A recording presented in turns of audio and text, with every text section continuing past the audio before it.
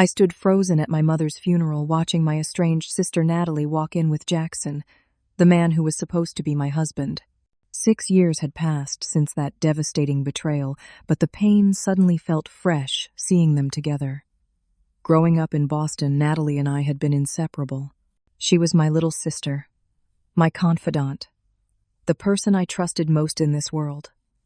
How naive I was to believe that bond was unbreakable. As she approached, flaunting her diamond ring, I straightened my back, determined to face this moment with dignity. Before I tell you how I handled my sister's cruel words at our mother's funeral, let me know where you're watching from and hit subscribe if family betrayal stories make you appreciate your own relationships more. My name is Ariana, and at 38 years old, I never imagined I would be standing across from my sister and ex-fiancé at our mother's funeral. To understand how we got here, I need to take you back to the beginning. Growing up in our 3-bedroom colonial house in suburban Boston, Natalie and I shared everything. Despite being 4 years younger, she was always trying to keep up with me. We had the typical sister relationship full of borrowed clothes, whispered secrets, and occasional fights that never lasted longer than a day. Our parents raised us to believe family was everything.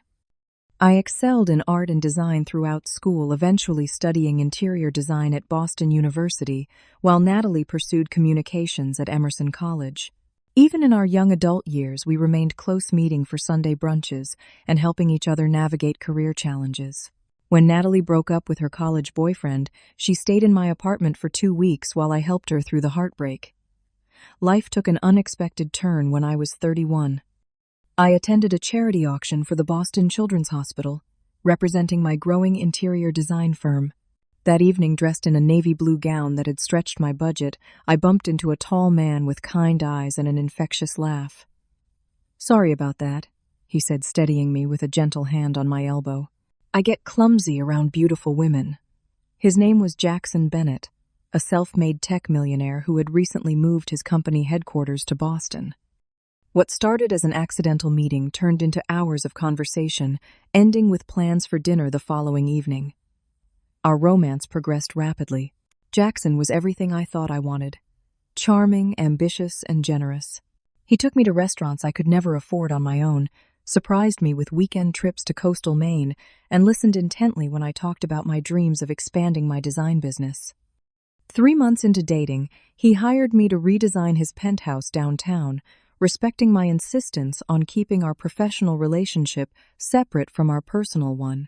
After 18 months together, Jackson proposed during a private dinner on his rooftop terrace overlooking the Boston skyline.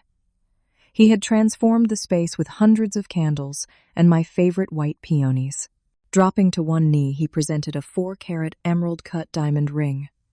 "You make me want to be a better man, Ariana," he said, his voice uncharacteristically nervous.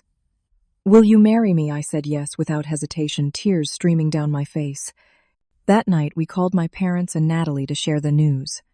Everyone seemed thrilled. Jackson and I set the date for 10 months later at an exclusive vineyard outside the city. Wedding preparations consumed my life. I asked Natalie to be my maid of honor, and she accepted with enthusiasm I mistook for genuine happiness. Looking back, there were subtle signs. I missed her lingering gazes at Jackson during family dinners, her questions about his business, her sudden interest in designer brands he favored. I was too blinded by my own happiness to notice the shifting dynamics. 8 weeks before the wedding, Natalie offered to help Jackson pick up my custom wedding band from the jeweler while I finalized arrangements with the caterer. "Let me help," she insisted. "You have so much on your plate already." I thanked her, grateful for the support from my sister and future husband. That was the last moment I would ever fully trust either of them. 3 days later, I returned home early from a business trip to Providence, eager to finalize wedding details. The house was quiet when I entered, Jackson supposedly at work, and Natalie at her apartment across town. I settled on the couch with my iPad to review the seating chart when notifications began appearing on screen. Messages from Natalie to Jackson synced from my phone through the cloud filled the screen. My heart pounded as I scrolled through weeks of exchanges, each more intimate than the last. The most recent simply read, "Meet me at your place in 20 minutes. She won't be back until tomorrow." My body moved on autopilot. I drove to Jackson's penthouse, my hands trembling on the steering wheel.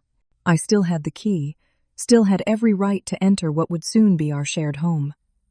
The elevator ride to the 20th floor felt endless. When the doors opened directly into his apartment, I heard them before I saw them, laughter from the bedroom we had shared countless nights. I walked silently across the marble floor, each step bringing me closer to a truth I already knew but desperately wanted to deny. The bedroom door was partially open. There they were, my sister and my fiancé, entangled in the sheets I had carefully selected during our home redesign. The emerald ring that matched my engagement ring glinted on her finger, an exact duplicate of mine, but sized for her smaller hand. "What is this?" My voice sounded foreign even to my own ears. They sprang apart, Natalie pulling the sheet to her chest while Jackson stood hastily pulling on his pants. "Ariana," he stammered. "You were supposed to be in Providence until tomorrow." "Clearly," I replied, surprising myself with my steady tone. "How long has this been happening?" Jackson looked at Natalie, who stared back defiantly. It was she who answered. "4 months," she said. "We tried to fight it, Ari. We really did." 4 months, I repeated, mentally calculating.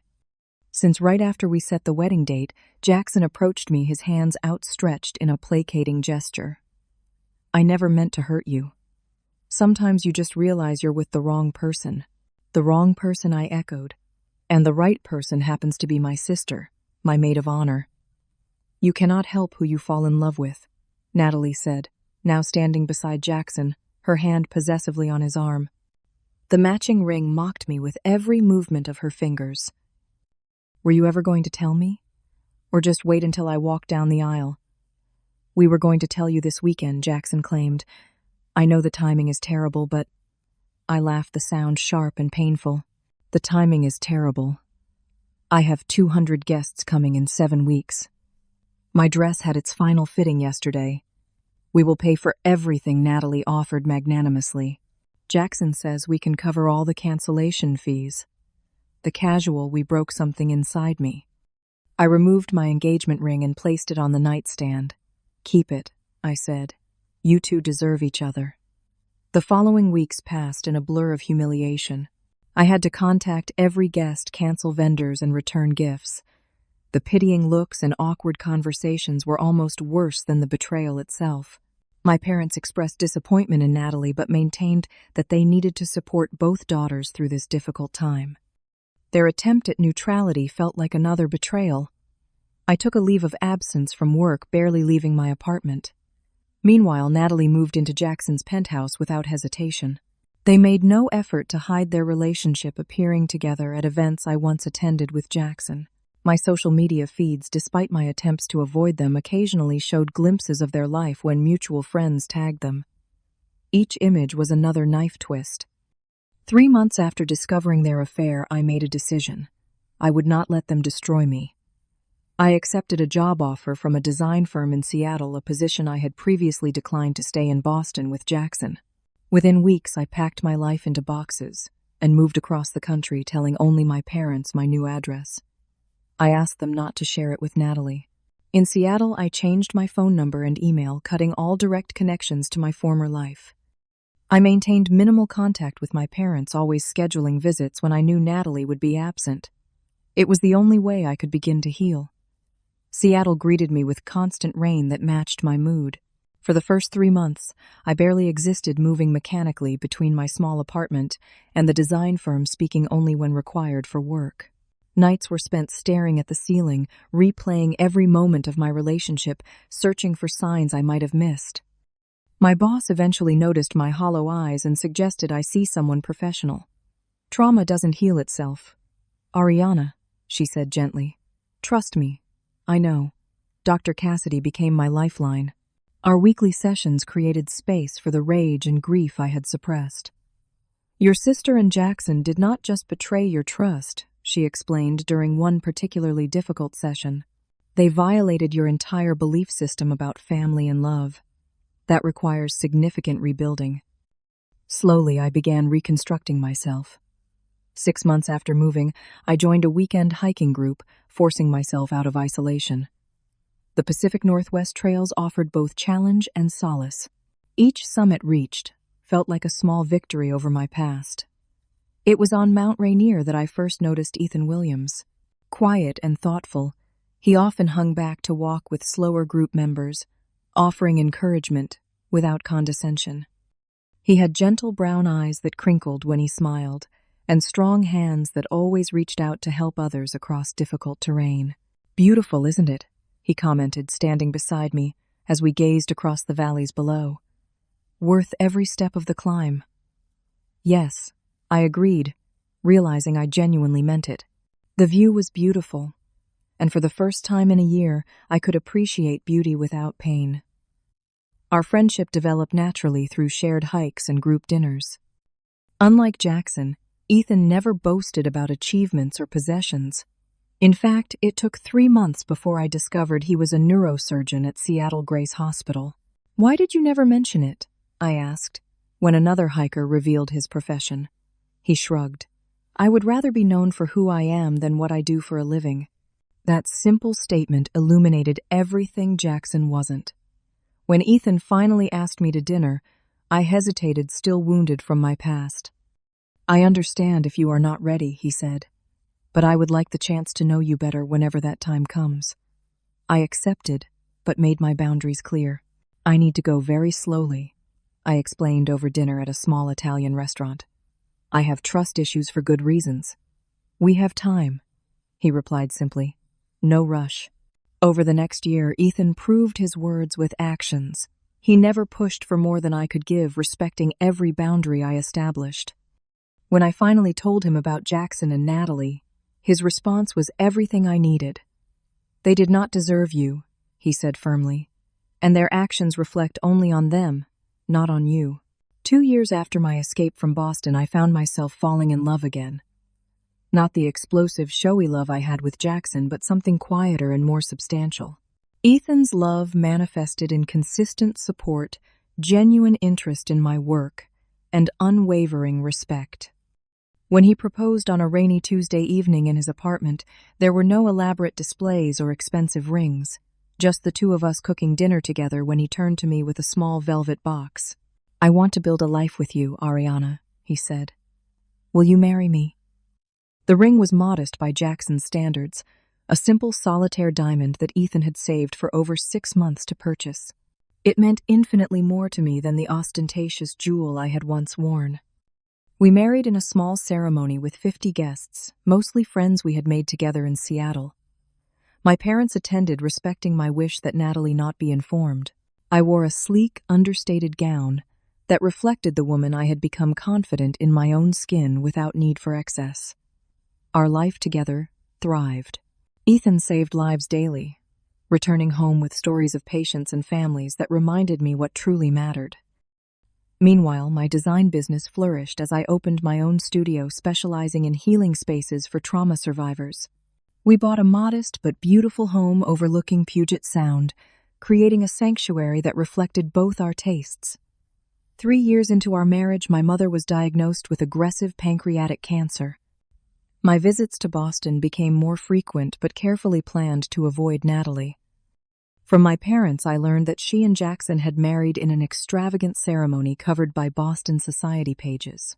They had purchased a mansion in Beacon Hill and traveled extensively, their social media accounts showcasing a seemingly perfect life. During these visits, I never spoke of my own happiness. Something protective in me wanted to keep Ethan and our life together private from the world that had caused me such pain. When my mother asked about him, I shared only general updates, preserving the sacred space we had built 3,000 miles away from Boston. The call came on a Thursday morning. My mother had passed peacefully in her sleep, my father by her side. I booked flights immediately, Ethan, arranging coverage for his surgeries to accompany me. After 6 years away, I would finally have to face Natalie and Jackson at the funeral. There would be no avoiding them during this final goodbye to our mother. The funeral home was filled with flowers when we arrived, relatives and friends already gathering in hushed clusters. My father embraced me tightly, his frame thinner than I remembered. "She loved you so much, Ariana," he whispered. "She was so proud of the woman you have become." I introduced him to Ethan, whom he had met only twice before. They shook hands warmly, my father clearly appreciating Ethan's steady presence. The service was scheduled to begin at 11, and by 10:45, most seats were filled.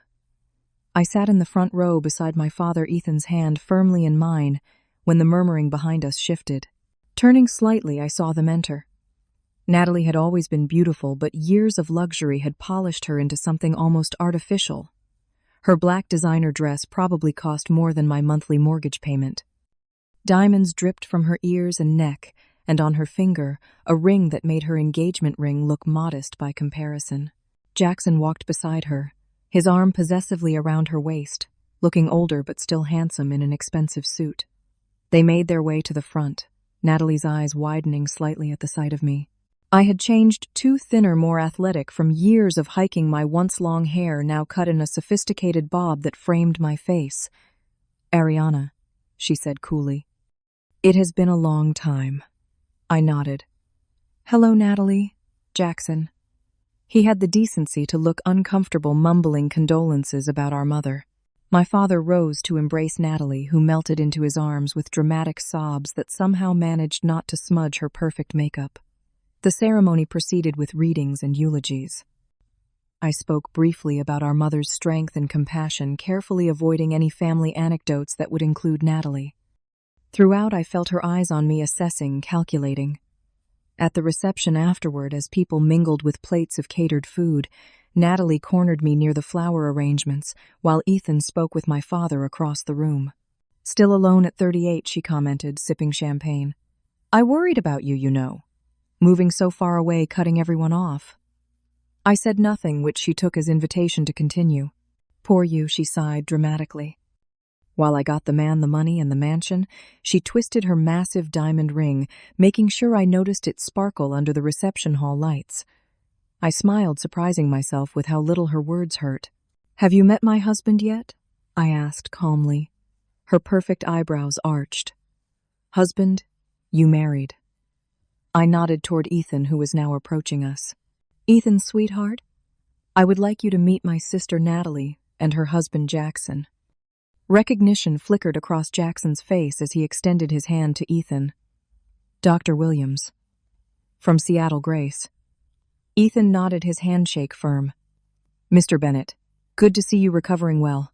Confusion crossed Natalie's face as she looked between the men.